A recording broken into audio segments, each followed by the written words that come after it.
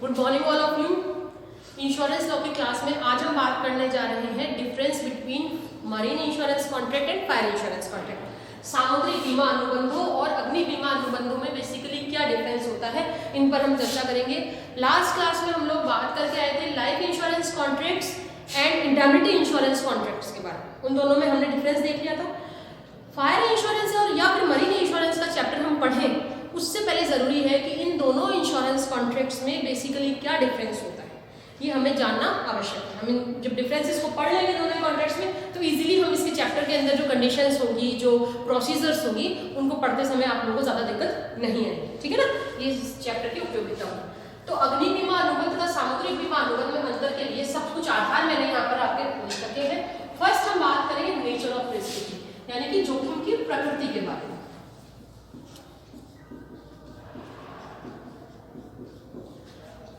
Fire insurance contract की हम बात करते हैं तो वहां पर जोखिम की प्रकृति कैसी होती है, जोखिम किस तरीके का होता है बेटा, जो अग्नि से संबंधित होता है। यदि जो भी सब्जेक्ट मैटर, जो भी इंश्योर्ड सब्जेक्ट मैटर है, जो भी विषय वस्तु है जिसका कि बीमा करवाया गया है ना, इंश्योर्ड सब्जेक्ट मैटर है, अगर उसको हानि आग द्वारा होती है, मतलब लॉस बाय फायर, तो वहां क्या काम करेंगे हम, किससे संबंधित हुआ वो, अग्नि बीमा अनुबंध से संबंधित हुआ। लेकिन अगर जहां पर समुद्र से संबंधित हानि हो, ठीक है ना, लॉस बाय मरीन, यानी कि जैसे मान लीजिए शिप है, कार्गो है, शिप में रखी हुई गुड्स है जो बाहर एक्सपोर्ट की जा रही है या कहीं से इंपोर्ट होकर आ रही है, उनको अगर हानि होती है तो वो किसमें आ जाएगा, सामुद्रिक बीमा अनुबंध। तो जोखिम का नेचर कैसा हो गया, फायर इंश्योरेंस कॉन्ट्रैक्ट में कैसा हो गया, लॉस बाय फायर, मतलब जो risk are occurred by fire. समझ में आ गया, जोखिम ऐसे जो किसके द्वारा घटित हो, अग्नि के द्वारा। हानि कैसे, जो अग्नि के द्वारा हो, तो वो किसमें शामिल हो जाएगी, अग्नि बीमा अनुबंध में। और मरीन इंश्योरेंस कॉन्ट्रैक्ट में कौन से शामिल हो जाएंगे, लॉस बाय मरीन, यानी कि सामुद्रिक हानियां जो होगी वो किसमें शामिल हो जाएगी, सामुद्रिक बीमा अनुबंधों के तहत वो आएगी। समझ में आ गई, ये तो सिंपल सी बात हुई। दूसरी बात, अगर देखो जब हम इसका अग्नि बीमा का चैप्टर पढ़ेंगे वहां पर भी हम ये देखेंगे कि अग्नि द्वारा जनित हानियां, यानी कि लॉस बाय फायर जो टर्म है, इसमें कौन कौन सी हानियों को शामिल करें। एक बार पहले भी मैंने आप लोगों को इस बारे में बताया था, क्या बताया था कि जैसे अग्नि का अर्थ क्या है, वहां हम देखेंगे जब चैप्टर शुरू करेंगे कि फायर का मीनिंग क्या होता है, किन किन लॉसेस को हम लोग इस टाइटल में लॉस बाय फायर में शामिल कर सकते हैं, किन को नहीं शामिल कर सकते। हमें लगता तो ऐसा है कि हाँ ये हानि तो अग्नि से ही हुई है, लेकिन वो इसमें शामिल नहीं होगी। फॉर एग्जाम्पल अगर हम लोग बात करते हैं जैसे कि टू रिमोट रिस्क, दूरस्थ हानियां, जैसे फॉर एग्जाम्पल आग लगी है इस परिसर में, मान लो फायर के द्वारा इस परिसर का पूरे का क्या करवाया गया, फायर इंश्योरेंस करवाया गया, यहाँ आग लगी है और इस आग लगने की, आग की जो गर्मी है उस वजह से मिस्टर एक्स का घर मान लीजिए जो पास में है, वहां रखी हुई वस्तुएं, मान लीजिए कोई खाद्य पदार्थ है वो खराब हो गए उस गर्मी की वजह से, उस आग की गर्मी की वजह से, तो क्या वहां पर वो लायबिलिटी होगी, नहीं होगी ना, क्योंकि वो कैसा है, दूरस्थ परिणाम है, टू रिमोट कॉज हो गया ना बेटा, ठीक है ना। तो वो वाले कैसे हुआ, रीजन तो कैसे है कि हाँ अगर आग नहीं लगती तो वो खाद्य पदार्थ जो मान लीजिए उसकी शॉप में रखे हैं, उसकी फैक्ट्री, उसके घर में रखे हैं, वो खराब हो गए। लेकिन प्रत्यक्ष परिणाम तो नहीं था ना, प्रत्यक्ष परिणाम तो क्या था, वो परिसर में रखा हुआ फर्नीचर जो खराब हो गया, उस परिसर में हुई लाइट फिटिंग जो खराब हो गई, वो हुआ डायरेक्ट कॉज, ठीक है ना। तो यहाँ पर लॉस बाय फायर का मतलब क्या हुआ, जो डायरेक्ट फायर की वजह से हुआ, डायरेक्ट अग्नि की वजह से हुआ। तो ऐसी चीजें हम लोग जब इनके चैप्टर्स पढ़ेंगे तो उसमें इंक्लूड होगा कि किन हेडिंग्स को लॉस बाय फायर में माना जाए और किन हेडिंग्स को लॉस बाय मरीन में माना जाए, ठीक है बेटा। दूसरी बात हम करें इंश्योरेबल इंटरेस्ट की। इंश्योरेबल इंटरेस्ट मींस बीमा योग्य हित की, ठीक है। अब देखिए, ये तो आप लोग जानते ही हो कि इंश्योरेबल इंटरेस्ट का मतलब क्या हुआ, ये मैंने आपको समझा चुकी है। प्रिंसिपल ऑफ इंश्योरेबल इंटरेस्ट भी हम पढ़कर आ चुके हैं, ठीक है ना। व्यक्ति का क्या हुआ, फाइनेंशियल इंटरेस्ट ही कह सकते हैं हम। जो सब्जेक्ट मैटर है, जो बच्चे नहीं थे क्लास में पहले वो सुन लो। इंश्योरेबल इंटरेस्ट का मतलब होता है कि जो बीमित विषय वस्तु है उसमें बीमा करवाने वाले व्यक्ति का हित। मैंने मेरी गाड़ी का बीमा करवाया है, अब अगर मान लीजिए मोटर इंश्योरेंस करवा लिया, अब अगर मान लीजिए मेरी गाड़ी का एक्सीडेंट हो गया या उसे किसी तरीके की हानि हो गई, नुकसान हो गया, तो बेटा किसका लॉस हुआ, मेरा। अगर मान लीजिए किसी प्रकार कोई लाभ होता है, मान लीजिए मुझे, तो वो किसका लाभ हुआ, उस सब्जेक्ट मैटर में अगर कोई लाभ होता है तो किसका लाभ हुआ, मेरा लाभ हुआ।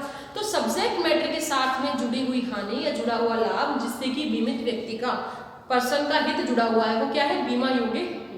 मैं मेरी गाड़ी का इंश्योरेंस क्यों करवा रही हूँ, क्योंकि मेरा उसमें इंटरेस्ट बेस्ड है, इंटरेस्ट जुड़ा हुआ है ना। मैं आपकी गाड़ी का या नेबर की गाड़ी का इंश्योरेंस क्यों नहीं करवा रही, क्योंकि उसमें मेरा हित जुड़ा हुआ नहीं। ये तो उसका टर्मली मीनिंग था, ठीक है ना। अब देखिए यहाँ पर हम लोग फायर इंश्योरेंस कॉन्ट्रैक्ट या मरीन इंश्योरेंस कॉन्ट्रैक्ट में इसका डिफरेंस करते समय क्यों पढ़ रहे हैं इसको, हम इसलिए पढ़ रहे हैं कि बीमा योग्य हित किस समय होना जरूरी है, किस टाइम पॉइंट ऑफ टाइम पर होना जरूरी है। देखो बच्चों, जब हम बात करते हैं फायर इंश्योरेंस की, तो फायर इंश्योरेंस के समय इंश्योरेबल इंटरेस्ट का दोनों टाइम्स में होना जरूरी है, ठीक है। दोनों टाइम से हमारे यहाँ मतलब हो गया at the time of insurance contract. जब आप फायर इंश्योरेंस कॉन्ट्रैक्ट लिख लो, जब आप अग्नि बीमा संविदा कर रहे हो, यानी कि जब आप अग्नि बीमा करवा रहे हो अपनी वस्तु का, उस समय में आपका इंश्योरेबल इंटरेस्ट उस वस्तु में होना चाहिए, मतलब वो वस्तु आपकी होनी चाहिए, आप उसके स्वामी होने चाहिए या आपका हित उसमें निहित होना चाहिए। और जब आप क्लेम कर रहे हैं at the time of claim of policy, जब आप उस पॉलिसी का दावा कर रहे हैं, दावा का मतलब क्या हुआ बेटा, क्लेम आपको इसीलिए सब्जेक्ट मैटर वाला चैप्टर पढ़ाया था पहले। क्लेम का मतलब क्या हुआ, अपने नुकसान की भरपाई के लिए, तेज बोलो थोड़ा सा, नहीं क्षतिपूर्ति करने के लिए ना, जो नुकसान हुआ उसको, जब नुकसान हो गया उसके बाद हम क्या करेंगे, क्लेम करेंगे, उसे कहते हैं, ठीक है ना। जैसे ही जिस सब्जेक्ट मैटर का हमने इंश्योरेंस करवाया था, उस सब्जेक्ट मैटर के ऊपर कोई नुकसान हो गया तो हम आगे क्या प्रोसीजर फॉलो करेंगे, क्लेम करेंगे ना, उस प्रोसीजर को क्लेम करेंगे। तो जब हम क्लेम कर रहे हैं उस समय भी हमारा इंश्योरेबल इंटरेस्ट उस वस्तु में होना चाहिए। तो दोनों टाइप हो गया। फायर इंश्योरेंस में क्या कहोगे, फायर इंश्योरेंस में इंश्योरेबल इंटरेस्ट जो है वो दोनों ही समयों में होना जरूरी है, फर्स्ट इंश्योरेंस कॉन्ट्रैक्ट करते समय और दूसरा पॉलिसी का क्लेम या दावा करते समय। क्लियर। नेक्स्ट बात करें हम मरीन इंश्योरेंस के बारे में। अब इनमें क्या डिफरेंस हो गया, मरीन इंश्योरेंस के समय, लेकिन मरीन इंश्योरेंस के समय at the time of claim he insurable interest का होना पर्याप्त है। इंश्योरेबल इंटरेस्ट आते समय जरूरी नहीं है। सामुद्रिक बीमा में जब आप दावा कर रहे हैं उस समय ही आपका इंश्योरेबल इंटरेस्ट उस सब्जेक्ट मैटर में होना जरूरी है, दोनों समय जरूरी नहीं। अब इसको मैं आप लोगों को अच्छे से बताती हूँ। देखो बेटा, होता ऐसे है, अभी जैसे मान लीजिए वो जब किसी सब्जेक्ट मैटर का हमने मरीन इंश्योरेंस करवाया, फॉर एग्जांपल हमने किसी कार्गो का सामुद्रिक बीमा करवाया, उस समय वो कार्गो किसकी थी बेटा, मिस्टर ए की। मिस्टर ए ने पॉलिसी करवा ली XY कंपनी से, ठीक है, इस कंपनी से मिस्टर ए ने पॉलिसी करवाई है। अब मान लीजिए वो पॉलिसी मिस्टर ए ने असाइन कर दी, हस्तांकित कर दी, ट्रांसफर कर दी मिस्टर बी को। समझ में आ गई बात। अब उसका मालिक कौन हुआ उस कार्गो का, मिस्टर बी। तो अब अगर मान लीजिए उस कार्गो को कोई नुकसान हो जाता है तो इंश्योरेंस पॉलिसी के लिए कौन क्लेम करेगा, मिस्टर बी। अब कंपनी ये नहीं कह सकती कि जिस समय इंश्योरेंस करवाया था आपने उस समय तो आप मालिक नहीं थे, क्योंकि मरीन इंश्योरेंस के टाइम कंपनी क्या देखेगी कि जब आप दावा कर रहे हो तब आप उसके मालिक हो या नहीं, या तब आपका उस वस्तु में, बीमित वस्तु में इंटरेस्ट निहित है या नहीं। अब सुनो एक बात, इससे जुड़ा हुआ पॉइंट है आपका असाइनमेंट, हस्तांतरण करना, है ना। अभी हम इसको आगे पढ़ेंगे, फिलहाल यहीं से जोड़कर मैं आपको बता देती हूँ, तभी भी बता दूंगी। असाइनमेंट की बात अगर हम लोग करते हैं, हस्तांतरण, असाइनमेंट मतलब हस्तांतरण, पॉलिसी का ट्रांसफर करना, इजी वर्ड्स में अगर हम लोग देखें तो पहली बात, जब हम फायर इंश्योरेंस की बात कर रहे हैं तो पॉलिसी का assignment without the consent of insurance company नहीं किया जा सकता। समझ में आ गई बात। जबकि मरीन इंश्योरेंस में पॉलिसी का assignment without the consent of insurance company किया जा सकता है। कहने का मतलब है अग्नि बीमा के संबंध में अगर आप पॉलिसी का ट्रांसफर कर रहे हैं तो इंश्योरेंस कंपनी की सहमति जरूरी है बच्चों, ठीक है ना। जबकि सामुद्रिक बीमा में पॉलिसी का हस्तांतरण करने के लिए इंश्योरेंस कंपनी की असेंट की जरूरत नहीं पड़ती। अब समझ गए ना बात। अब चूंकि असेंट की जरूरत नहीं पड़ती तो at the time of claim के टाइम पर हमारे पास ये होना जरूरी है, और ये दोनों समय होना जरूरी है। आप कंसेंट लोगे, वो अनुमति देगी, समझ में आ गया। यहाँ अनुमति जरूरी हो गई, यहाँ अनुमति जरूरी थी ही नहीं, इसीलिए क्या करा इसने, केवल दावा करते समय आपका हित देखा है। यहाँ तक कोई क्वेश्चन समझ में आ गई ना बेटा, दोनों चीजें, ठीक है, थैंक यू। अब आगे पॉइंट पे चलो बच्चों,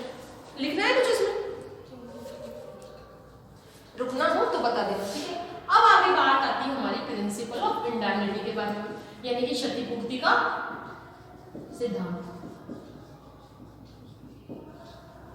क्षतिपूर्ति का सिद्धांत जो है वो पूरे तरीके से, हालांकि होता तो बेटा हमने क्या पढ़ा था जब हमने बात करी थी इसके डिफरेंस के बारे में, लाइफ इंश्योरेंस और इंडेमनिटी इंश्योरेंस कॉन्ट्रैक्ट्स के बारे में बात करी थी ना, तब हमने क्या देखा था कि क्षतिपूर्ति का सिद्धांत लाइफ इंश्योरेंस कॉन्ट्रैक्ट्स पे अप्लाई नहीं होता, पढ़ा था लास्ट क्लास में। कहाँ अप्लाई होता है? अदर्स में, यानी कि इंडेमनिटी इंश्योरेंस कॉन्ट्रैक्ट में। अब देखो क्षतिपूर्ति का सिद्धांत दोनों पर ही लागू है, फायर इंश्योरेंस पर भी लागू है और मरीन इंश्योरेंस पर भी लागू है, लेकिन इनमें मामूली सा अंतर है बेटा। वो क्या अंतर है? वो ये है कि क्षतिपूर्ति का सिद्धांत फायर इंश्योरेंस पर तो कंप्लीटली अप्लाई होता है, पूर्णतः लागू होता है। यानी कि पूर्णतः लागू होने से मतलब है जितना एक्चुअल लॉस होगा उतना ही पेमेंट किया जाएगा, ठीक है। मरीन इंश्योरेंस में क्या होता है, थोड़ा सा ही स्थिर हो जाता है। कैसे? कि जितना एक्चुअल लॉस हुआ है, जितना लॉस हुआ है उससे 10 to 15% कभी कभी कोई इंश्योरेंस कंपनी जो है 10 से 15% अतिरिक्त भुगतान भी कर सकती है। It depends on the terms and conditions of insurance company. दोबारा सुनो, यहाँ तो ये सिद्धांत कठोरता से लागू होता है ना, यहाँ अगर ये प्रिंसिपल मरीन इंश्योरेंस में आकर थोड़ा सा फ्लेक्सिबल मोड में हो जाता है। मरीन इंश्योरेंस में क्या होता है कि कंपनियां जो है नियम और शर्तों के अधीन रहते हुए नुकसान से अतिरिक्त भरपाई, अतिरिक्त क्षतिपूर्ति कर सकती है। समझ में आ गई ना? यहाँ क्या करता है, यहाँ एक्चुअल लॉस दिया जाता है केवल और केवल, इस सिद्धांत का बहुत कड़ाई से पालन किया जाता है। जबकि मरीन इंश्योरेंस की बात करें तो यहाँ आकर थोड़ा सा फ्लेक्सिबल हो जाता है ये सिद्धांत, और कंपनियां जो है मरीन इंश्योरेंस जो जिन्होंने कर रखा है वो कंपनियां 10 से 15% जो है वो अतिरिक्त भुगतान भी कर सकती है। ठीक है बेटा, तो थोड़ी फ्लेक्सिबिलिटी हो गई इसके नेचर में। अतिरिक्त मतलब ज्यादा, हाँ, एक्चुअल लॉस से ज्यादा, पॉलिसी के अमाउंट से ज्यादा नहीं होगा, ध्यान रखना किसी भी कंडीशन में पॉलिसी के अमाउंट से ज्यादा नहीं होगा। लेकिन यहाँ पर जैसे मान लो एक्चुअल लॉस है आपको 5 लाख रुपीज की आपकी पॉलिसी है, ठीक है बच्चों, है ना। अब नुकसान कितने का हुआ? 3 लाख का हो गया। तो फायर इंश्योरेंस में तो क्या होगा कि 3 लाख की पेमेंट होगा, क्योंकि एक्चुअल लॉस कितना है? 3 लाख का है, ठीक है। जबकि मरीन इंश्योरेंस में क्या हो सकता है, कंपनियां कर सकती है ना, कंपनियां क्या कर सकती है कि एक्चुअल लॉस तो 3 लाख का तो हुआ ही हुआ है, इसके साथ में 10 से 15%, 3 लाख का 10% मान लेते हैं एक बार के ऊपर 30,000 रुपए, तो ये 30,000 रुपए भी कंपनी एक्स्ट्रा पे कर सकती है। तो टोटल कितना हुआ? 3,30,000 रुपए हो गया।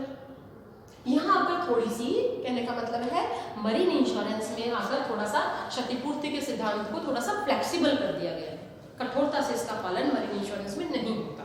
क्लियर हो गया?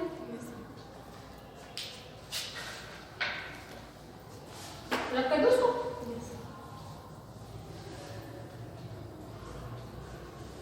फिर आ जाओ अपने पास असाइनमेंट ऑफ पॉलिसी, यानी कि पॉलिसी का हस्तांतरण।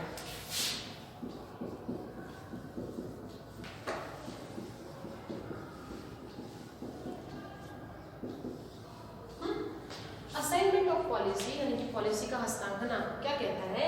ये आपको कहता है कि क्या पॉलिसी का मतलब, हस्तांतरण से मतलब आप समझ लो ट्रांसफर, हालांकि अलग से चैप्टर है हम इस पर अलग से क्लास लेंगे। इजीली वर्ल्ड मीनिंग इसका ये समझ लो कि पॉलिसी का पर्सन टू पर्सन ट्रांसफर किया जाना, ठीक है। मिस्टर ए के पास पहले पॉलिसी है, क्या मिस्टर ए किसी मिस्टर एक्स को अपनी पॉलिसी ट्रांसफर कर सकता है? फायर इंश्योरेंस की अगर हम लोग बात करते हैं तो फायर इंश्योरेंस के अंतर्गत असाइनमेंट करने से पहले कंपनी की कंसेंट, इंश्योरेंस कंपनी की कंसेंट जरूरी है, ठीक है बेटा।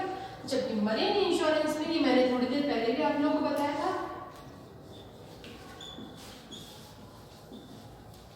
मरीन इंश्योरेंस में पॉलिसी का हस्तांतरण करने से पहले इसकी इंश्योरेंस कंपनी की कंसेंट की जरूरत नहीं होती है। पॉलिसी होल्डर जो होता है वो वॉलंटरीली पॉलिसी का हस्तांतरण कर सकता है। अब देख लो वही बात हमारे सामने आ गई कि जैसे ही हस्तांतरण कर दिया, क्योंकि मरीन इंश्योरेंस में इंश्योरेंस कंपनी क्या देखेगी? वो देखेगी कि जब आप दावा कर रहे हैं उस समय आपका हित जुड़ा हुआ है या नहीं, आप कहीं चुरा तो नहीं लाए पॉलिसी को, कहीं से आपने और किसी की तो नहीं ले ली पैसा लेने के लिए, ठीक है ना। तो उस समय आपका हित जुड़ा हुआ होना चाहिए। क्लियर हो गई बात दोनों चीजें? यहाँ तक कोई क्वेश्चन? चलिए अब बात करते हैं हम मोरल रिस्क यानी कि नैतिक जोखिमों के बारे में।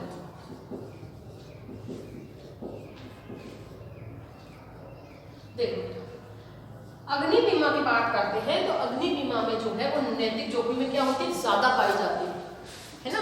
जैसे मान लो जैसे कहीं से कोई विस्फोट हो गया, कोई आग लग गई, या फिर मान लीजिए धोखा या कपट से भी किसी ने कुछ कर दिया, फ्रॉड कर दिया, ठीक है ना, किसी ने नुकसान चला कर कोई नुकसान पहुंचा दिया आपको, ठीक है ना। तो यहाँ पर क्या होता है, नैतिक जोखिमों की जो मात्रा होती है वो फायर इंश्योरेंस में क्या होती है, ज्यादा होती है।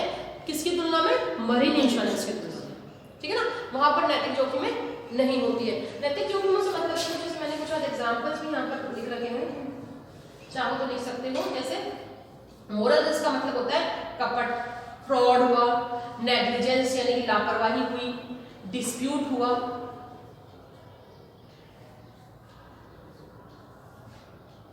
ठीक है, फ्रॉड हुआ, नेग्लिजेंस हुई, कोई विवाद या डिस्प्यूट हुआ, मंदी हुई मान लो अर्थव्यवस्था में, तो ज्यादा प्रभाव किस पर पड़ता है, फायर इंश्योरेंस पर।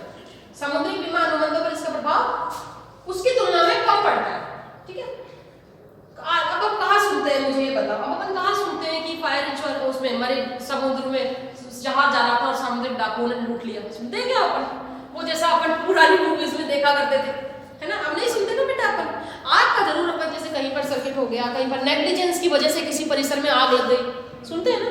लेकिन अब समुद्री घटनाएं ना के बराबर होती है ना, इसलिए वहां पर जो मरीन इंश्योरेंस है उसमें मोरल रिस्क कम होती है at the comparison of fire insurance.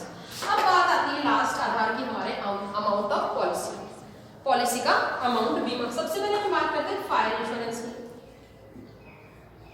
तो इसमें लिखना चाहो तो देख लो तुम लोग, फायर इंश्योरेंस में जो पॉलिसी का भुगतान होगा हमारा, वो विषय वस्तु के मूल्य से अधिक नहीं हो सकता। यानी कि जो आपका सब्जेक्ट मैटर है, फायर इंश्योरेंस में क्या होगा, अमाउंट ऑफ सब्जेक्ट मैटर से ज्यादा नॉट एक्सीड